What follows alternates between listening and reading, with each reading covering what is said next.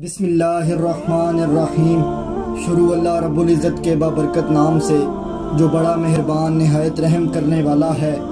معزز ناظرین، Pakistan daily info میں خوش آمدید۔ کوئی تمہیں ایک بار دھوکہ دے تو یہ اس شخص کے لیے شرم کی بات ہے، اور اگر تم ایک ہی انسان سے 2 بار دھوکہ کھاؤ تو یہ تمہارے لیے شرم کی بات ہے۔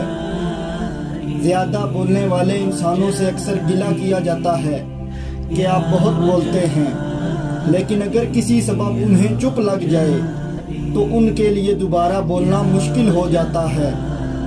محبت مرضی سے نہیں ہوتی، یہ بس لاشعوری طور پر انسان پہ جذبات کے ذریعے غالب آ جاتی ہے۔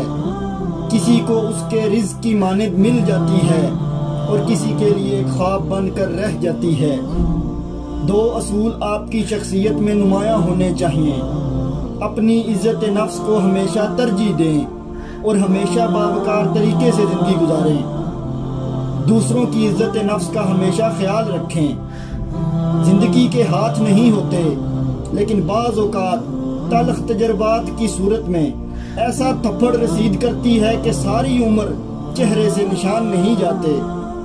وقت کا پانسا کبھی بھی پلٹ سکتا ہے، جو تم سہ سکو وہی برتاؤ کیا کرو۔ تمہارے دل میں انسانیت کے لیے محبت تمہیں اچھائی کی منزل پر لے جائے گی، اور تمام مخلوقات سے محبت تمہیں عظمت کی بلندی پر لے جائے گی۔ ہمیشہ یاد رکھیں، آپ اپنے یقین سے زیادہ بہادر، اپنے تصور سے زیادہ خوبصورت اور اپنی سوچ سے زیادہ خوش نصیب ہیں۔ انسان اپنے اندر چھپی ہوئی نفسانی خواہش کی وجہ سے برے لوگوں سے مغلوب ہو جاتا ہے۔ دنیا جہاں کی محبت سے آپ کو کچھ حاصل نہ ہوگا اگر یہ اس طرف سے نہیں ہے جس کی آپ کو ضرورت ہے۔ بعض لوگ یہ سوچ سوچ کر پریشان ہو جاتے ہیں کہ فلاں شخص کے پاس اتنی دولت کیوں ہے۔ حقیقت یہ ہے کہ ہر شخص کا دنیا میں رزق اور آخرت میں حساب الگ الگ ہونا ہے۔ یاد رکھو، حسد دل کو کالا کر دیتا ہے۔ زندگی میں کبھی کسی سے حسد مت کرنا، یہ تمہیں اندھے کنویں میں پھینک دے گا، جس سے نقصان صرف تمہیں ہی ہوگا۔ مخلوق خدا پر رحم کرنے والے شخص پر اللہ رب العزت کی طرف سے رحمتیں اور برکتیں نازل ہوتی ہیں، اور اس پر اللہ کی طرف سے رحم ہوتا ہے۔ جسمانی چوٹ تو وقت کے ساتھ ساتھ ٹھیک ہو جاتی ہے، مگر الفاظ اور رویوں کے زخم کبھی نہیں ٹھیک ہوتے۔ پرانی یادیں اکثر انسان کو ہنسانے کے بعد رلا دیتی ہیں۔ جب کسی انسان کے لیے دل میں کڑواہٹ پیدا ہو جاتی ہے تو اس کی برائی کرنا اور اس کے لیے برا بولنا فرض سمجھا جاتا ہے، اور برا بولنے سے پہلے یہ نہیں سوچتے کہ ایک وقت میں وہ ہمارے ساتھ کتنے اچھے ہوا کرتے تھے۔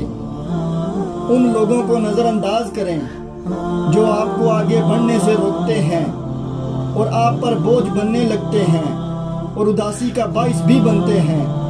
یہ لوگ آپ کو ناکامی، بیماری اور آخرکار موت کی طرف لے جاتے ہیں۔ بہترین دنوں کے لیے برے دنوں سے لڑنا پڑتا ہے، اور یہ جنگ آپ ساری زندگی نہیں بھولتے۔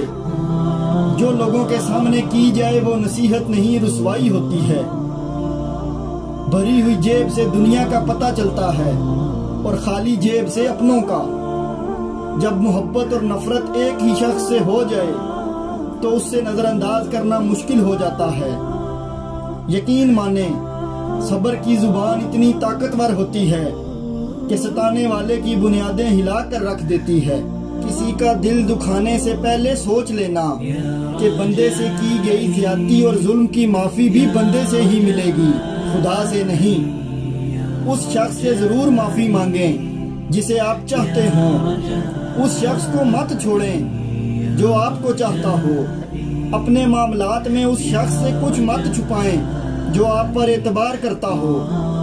جو شخص معمولی معاملات میں سچائی کو سنجیدگی سے نہیں لیتا، اس پر بڑے معاملات میں بھی اعتماد نہیں کیا جا سکتا۔ جب دل دکھتے ہیں، زبانیں خود ہی بند ہو جاتی ہیں۔ بیکار لوگ کھانے پینے کے لیے جیتے ہیں، جبکہ کام کے لوگ جینے کے لیے کھاتے پیتے ہیں۔ ہر سچائی 4 مراحل سے گزرتی ہے۔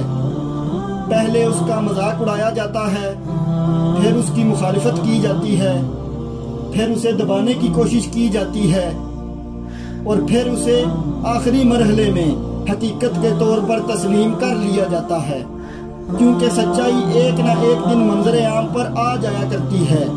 یہ قانون فطرت ہے۔ احمق شخص اپنے ہی شہر میں پردیسی ہوتا ہے اور اپنے عزیزوں کے درمیان بھی ذلیل ہوتا رہتا ہے۔ معافی جس حد تک شریف آدمی کی اصلاح کی بنیاد بنتی ہے، اسی حد تک کمینے شخص کے مزید بگاڑ کی وجہ بھی بنتی ہے۔